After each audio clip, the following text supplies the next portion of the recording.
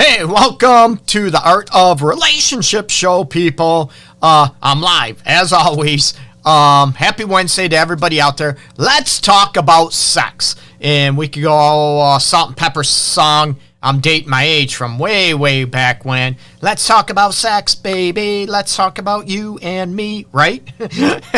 And we're going to talk about this and throw out your ideas, your discussions, what you want to talk about during sex with your partner, your future partner, or maybe in the past, what you wish you would have done or known. Okay? I'll be back right after this.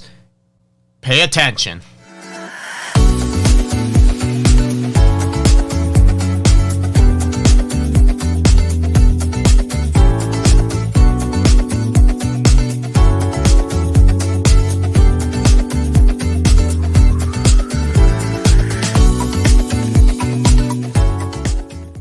And welcome back to the Art of Relationship show.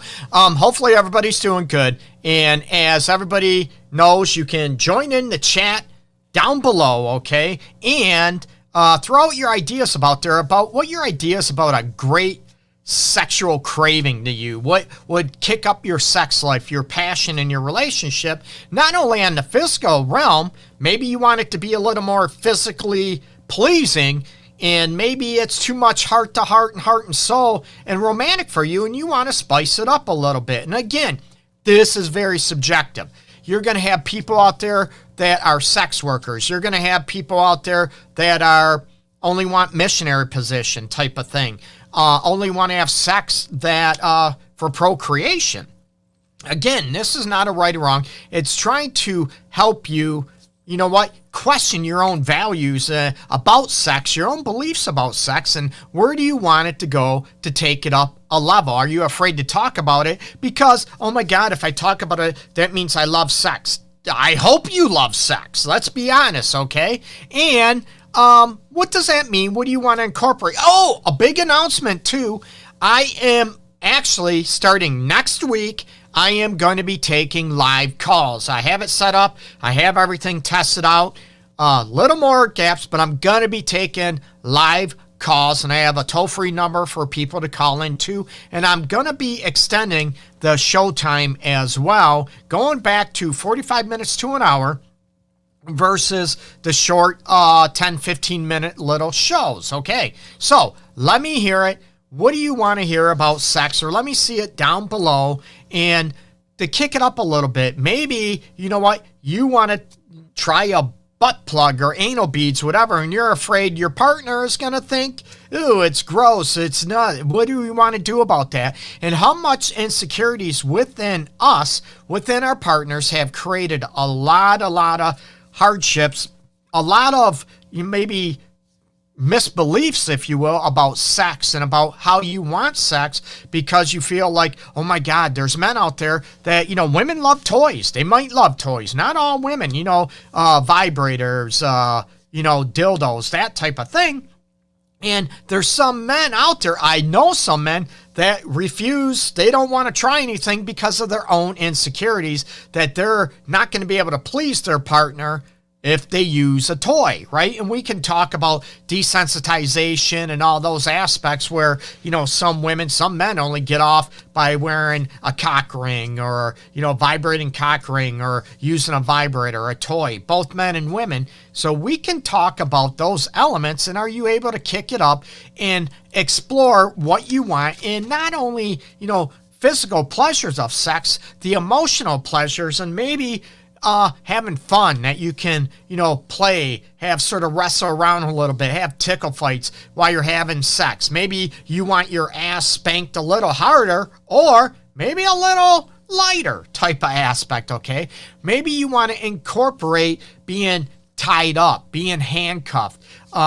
Everybody has, you know, certain fantasies. Maybe you want to incorporate those into the mix. But again, with fantasies, you have fantasies. That doesn't mean you have to incorporate them. That doesn't mean you want to incorporate them into your sexual escapades, if you will. Because your partner might, oh man, you want that? You want to try that?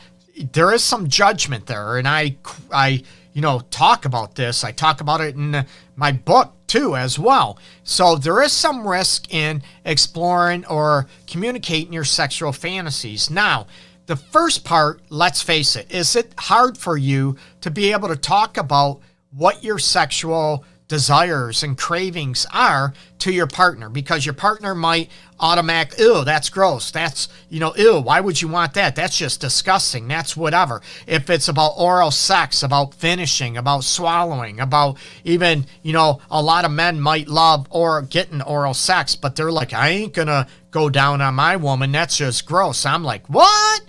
Hey, Tony, welcome. Peace, my friend. Hopefully everything's going smooth down in sunny Florida for you. Man, bring that warmth up here to Michigan, big time. But you look at, what would it take, that type of aspect. Maybe you want your man to dress a certain way, to wear, maybe boxers instead of boxer briefs, or you want your man to maybe wear a thong. You want people, your lady to dress a little more provocative, and she doesn't want to because of body image aspects, because of those type of insecurities. And you look at, if you had no hang-ups, if you had no sexual insecurities, what would your sex life look like, okay? And are you able to discuss those, talk about those elements without fear of judgment, without fear of, being ridiculed as a slut or a manhole or, those type of things? And that's what I look at about, talking about sex. You know what it would even take to even talk about it. You know what? I want to try this. I want you to, go deeper inside of me. I want you to maybe not go as deep, maybe angle of penetration, whatever that looks like for either one of you, okay? And this, talking about sex, not only hits or, touches on heterosexuals, not at all. About same-sex partners, the same element, right? Maybe one partner feels like should be more about physical pleasure and, what do you mean the heart and soul of sex, Greg? What do you mean about that? Where the other partner wants more intimacy, meaning emotional intimacy, more eye-to-eye contact while you're having sex or making sweet love, right?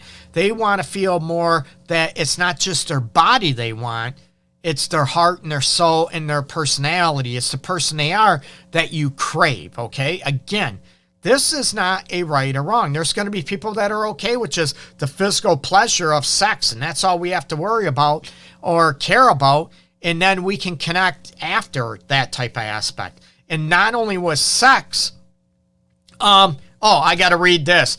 Karen's cool with the dog collar, but she's still on the fence about the mermaid outfit because she keeps falling down. Hilarious. I'm okay. The mermaid outfit, how in the hell? I'm trying to think, okay, would you have to unzip that, or would that have built-in, like, crotchless panties, whatever, in the mermaid outfit? Oh, God, I got to see this. No, but that type of thing. Talking about what Tony just mentioned about role-playing. Maybe you want to role-play. Maybe you want to dress up and pretend, you're a superhero, a superstar, rock star, whatever, a gymnast, a trapeze artist, a cop, whatever, okay? Maybe you're afraid to bring this up because your partner, won't go for that. Or you assume, what if your partner is thinking the same thing you are? You ever talk about it, but you're both afraid to talk about it because, let's face it, in this culture and a lot of cultures, sex still is taboo to talk about. It's sad. It creates insecurities about values. I'm all about talking about sex. Big time. What do you want? How do you want it? The emotional connection about it. The physical pleasure. Hey, look at me while I'm, kissing you or going down on you type of thing, right? Do you want that emotional heart to soul, or are you looking at maybe you have that loving connection outside the bedroom and you feel loved, you feel cherished, but in the bedroom you're a little bored, okay? Maybe you're a little bit, blah, your sex life, because you want to kick it up a notch, but you're afraid to hurt your partner's feelings. Men, women, that type of aspect, okay? Because of being judged or being that you're mean or that you're, gross or, you don't care about how I feel. What do you mean you want to do this or you want to do that? I want people to get away from the judgments, and I call it sexual maturity, okay? Sexual maturity doesn't necessarily go with age. We would think that, right? There's people that are 21, 22 years old that are a lot more sexually mature than someone in their 40s or 50s, believe it or not. It's an individual aspect, and it's about having the self-pleasure and to be able to have, to express yourself sexually and openly in the way that you want. And again, that is not causing you harm or causing anybody else harm, emotionally or physically. And that doesn't mean, people in the, bondage and kink fetishes and all this aspect that like to be more spanked or nipples twisted and pulled, that type of aspect. That doesn't mean, they like the pain, okay? So they're okay with it. It's consensual, people. But are you able to talk about it and, what you want to incorporate in your sex life mentally, emotionally, physically, and soulfully, people? And talk about what those things mean to you, and is it wrong to want some things? And there's a lot of people when they get in a relationship or married, you know what? They say it becomes blah, it becomes boring. It's the same old, right? Well, I tell people you can, you can kick it up a notch, right? But you need to be able to talk about it. What made you so free sexually before you lived together or before you got married? But now it's sort of deadened. It's sort of, blah now. What changed that you're boring? Or what changed it? Is it the work and the effort that you went into, or now that you feel like you're going to be more judged because your heart and soul are more into the mix, okay? And I want you to look at, even talk about what do you like about sex, right? The emotional, the closeness. I'm all about that. I'm all about the physical pleasure and the emotional connection, interwoven, if you will, okay? That doesn't mean each time we can have fun and just physical pleasure and stay emotionally connected. Maybe you want to incorporate more foreplay. I've talked about this before. What exactly is foreplay to you, okay? What is it to your partner? What does that mean to each one of you, right? Is it just you're going to lick the nipple and that's it? That's foreplay. Or do you want more sensuality out of it? Do you want more caressing? Do you want more time spent with foreplay on either one of you, right? And most women think the guy, right? Oh, just touch my dick. That's foreplay, right? Not necessarily. There's guys that love kissing and getting their neck kissed and licked and their nipples and chest licked and their stomach region and all this stuff, and like to be caressed on their thighs and to be slow, that sort of slow burn, if you will. It's not just for women, it's for a lot of men as well. And even talk about, there is something, I sort of borrowed and incorporated it into my own work. Dr. Gina Ogden, who unfortunately passed away last year, I believe, and incorporate the extragenital matrix. And it's looking at, and I incorporated and mix my stuff into it too. But looking at about what about sex do you want to try or look about? And it's about, what body parts would you like to be kissed, to be licked, to be sucked? Ooh, right? To be nibbled, too. What do you want to be nibbled and sucked? And it all depends on our mood, that type of thing. But have you even thought about having your butt cheeks sort of nibbled on, or maybe, sucked a little bit? Maybe you want your lower upper lip, sucked on a little bit while you kiss, right? Your earlobes, whatever. Maybe nibbled a little bit. Maybe you're the type that wants that your bottom lip just nibbled a little bit. Those type of aspects, okay? Can you sort of nibble on your partner's lips a little bit and still have eye contact? And people, oh my God, how can you do that? And this is part of, maintaining eye contact. And Tony mentioned this too, It's a big, big deal for a lot of people. I love eye contact. And we all know, if you're doing the woman in front doggy style, right, you can't have eye contact or she's going to break her neck. You don't want that, okay? I don't want someone to hurt themselves. But the soulfulness about the eye contact and, are you able to do that? And can you do it when you're providing, giving, oral pleasure, even kissing? And a lot of people, when you're that close, oh, how can I kiss with that's so weird, whatever. And I ask, is it weird? Or can you be even more soulful about eye to eye when you kiss one another? How creepy is that for a lot of people, right? Tony meant the brown eye contact, right? And it's looking at those type of elements to increase the physical pleasures, absolutely. But also, what is needed to kick up the soulfulness, where you actually maybe inhale each other's breath. How about that? That you actually, your heartbeats are sort of in conjunction with one another. And it's weird how you breathe and your heartbeat can be at the same time as one. It takes work, it takes practice, but it's not so much a technique. It's your rhythm together that sort of can help coincide with that. How you breathe together, how you, vibe each other, how you pick up on each other's body movements and pleasure points. And are they really, not liking something? Do they tense up and you try to force it anyways? Or, is it one that they move into it? They move pleasurably into it. Like, give me more. Yeah, I love that. And to be able to even talk about it after you're having sex or even during, I'd like that, go harder, go firmer. Oh yeah, baby, that type of thing, right? During sex, or you want to incorporate more dirty talk into sex. And there's ironic, a lot of people out there assume it's always men that want dirty talk. Oh, hell no. There's women out there that love being talked dirty to. Not all, just like not all men.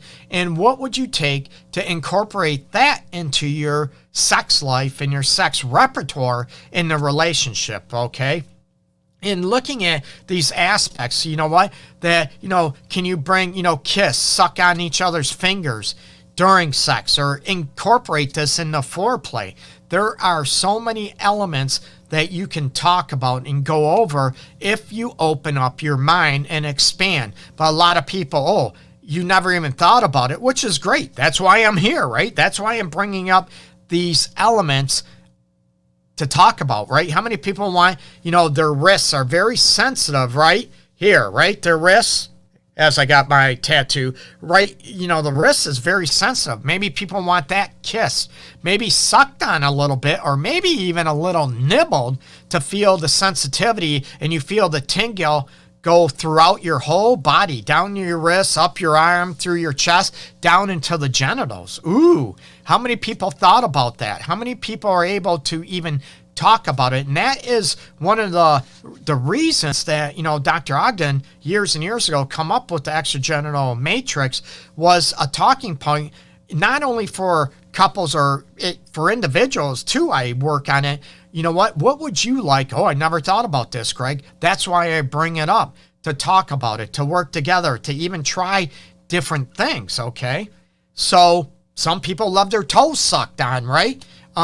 Some people might have toe jam in them, and no, that's gross, right? But to be able to go after it, to, to reinvent yourself sexually, your relationship or marriage, or those single people out there, to reinvent yourself sexually and look at, I wish I was more sexual when I was da-da-da-da-da, right? In a past relationship, or when I was younger, when I was whatever. And what would it take to throw out the sexual insecurities? And we know they can be caused by past traumas, rape, sexual abuse, right? But this is where I also want to help people heal that, to be able to own their own sexuality, and that sex isn't bad. The people that did those acts to you were the monster, not sex in itself, okay? So to be able to touch on those elements and look at how you want to be sexually without the hang-ups, without, thinking one thing's bad, or I'm a prude, or I don't like this, that makes me a prude, or I like this makes me a slut, or doesn't make me a gentleman, right? I want you to be able to get away from that and explore these ideas, not only with yourself, even writing them down, what you would like to try. What do you need? Now, look at these elements, okay? Mind, mental, body, of course, the physical pleasure, the heart, and the soul, okay? What those mean to both of you, what they mean to you, and how do you want to, build it up? How do you want to increase your sexual appetite, your sexual cravings, and your sexual pleasures on those levels, the mind, body, heart, and soul? Okay, even write them out. What do you want more? What do you want to try more? Maybe women read romance novels, right? Maybe, the guy just pulled her hair and started, tasting her while staring in her eyes. Maybe you want to try that and it's never been done to you. Talk about it, write it out, and explore. Don't be afraid to own your sexuality and what you crave and what you desire. And you're going to see your relationship, you're going to see, your marriage catapult and increase, not only in physical sexual pleasure, but that is going to incorporate outside the bedroom, countertop, living room floor, front yard, wherever, right? That type of element. And you are going to feel more connected. You're going to have a greater trust between both of you on the physical and the emotional levels, right? Can I guarantee it? No. But I'm going to tell you that the percentages are very, very high that it's going to increase those elements, okay? So start today. Start exploring ideas. Think about what you would like and what is holding you back from talking about it with your partner. And if your partner doesn't want to talk about, even ask, what is scary? What's afraid? What is uncomfortable for you? And if they keep saying, I don't know, it's just me, then you have to explore, are you sexually compatible? Let's face it, okay? And that's a scary thing to come down to if you are sexually incompatible on those levels, the mind, body, heart, and soul levels. Expectations, being able to talk about it, the values about it, what it means about it. It's very difficult. And does that mean you have to remain in that relationship or marriage because everything else is good, but you're lacking the sexual pleasures on those levels? Again, it's not up to me to decide. It's not up to any other professional, not up to your family, your friends, clergy, if you're religious. It's not up to anybody but you, okay? So check out my website, theartofrelationships.org. Remember, starting next Wednesday, 12 noon live, I am going to be taking live calls on the show. I'll give out the toll-free number you can call with your questions, and I would love it. And I'd also love feedback if you'd like me to take the show back to an evening time slot that might be easier for people at work, that type of element, okay? So, everybody, peace and love to everybody out there. Everybody, take care. Make sure you go over to my other Facebook page, public figure page, Detroit's Love Guru. Please follow me, like me. I'd appreciate it. Namaste, right? Peace.